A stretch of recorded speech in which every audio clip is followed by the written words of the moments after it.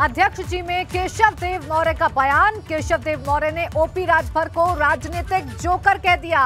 OP Rajbhar कोई गंभीर बात नहीं करते, ये केशव देव मौर्य ने कहा। महान दल के अध्यक्ष हैं केशव देव मौर्य, जिन्होंने एबीपी गंगा के खास कार्यक्रम में ये बड़ा बयान दिया है। गठबंधन में अपने ही सहयोगी ओम प्रकाश राजभर को राजनीतिक जोकर करार दे दिया है। ओपी राजभर राजनीतिक जोकर से ज्यादा कुछ नहीं, ये कहा है महान दल के अध्यक्ष केशव देव मौर्य ने। चलिए आपको सुनवा देते हैं केशव देव मौर्य का वो बयान जिस पर मच गया है सियासी बवाल।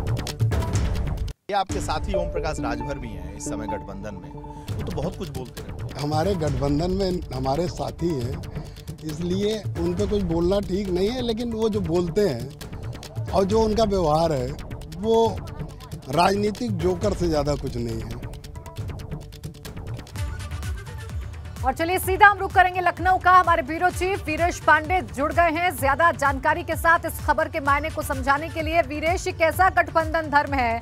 पहले तो कहने से बचते हैं और फिर उसके बाद अगर कहते हैं तो ऐसा कह डालते हैं कि राजनीतिक जोकर करार दे देते हैं अपने ही साथी को।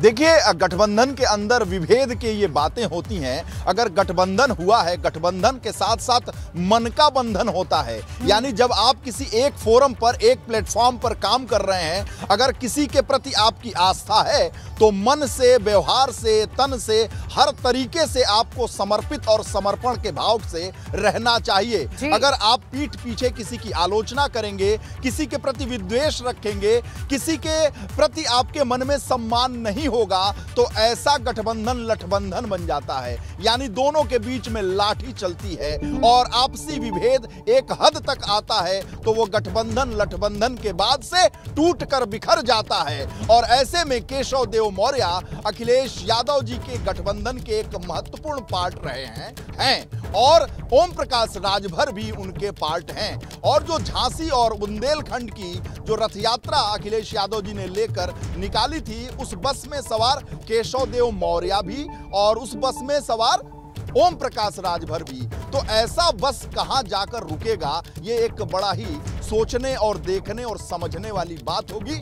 और इस तरह का व्यवहार जिस तरीके से उन्होंने किया है और जो बयान दिया है, वो साफ जाहिर करता है कि एक दूसरे के प्रति सम्मान का भाव नहीं है, एक दूसरे की राजनीति के प्रति विश्वास का भाव नहीं है, एक दूसरे के प्रति मनभेद है और एक दूसरे के प्रति वो फोरम पर तो हैं, लेकिन पता नहीं किस कारण फोरम पर हैं, जबरदस्ती हैं या कौन सा ऐसा प्रलोभन है या कौन सी ऐसी मजबूरी है या कौन सा ऐसा व्यवहार है जिसकी वजह से वो एक फ्रंट पर, एक गठबंधन में, एक मेज पर, एक फोरम पर और एक बस में सवार होकर यात्रा कर रहे हैं। निश्चित रूप से आप गठबंधन के कई साथी होते हैं, 10-11 गठबंधन हो चुका है अखिलेश यादव जी का।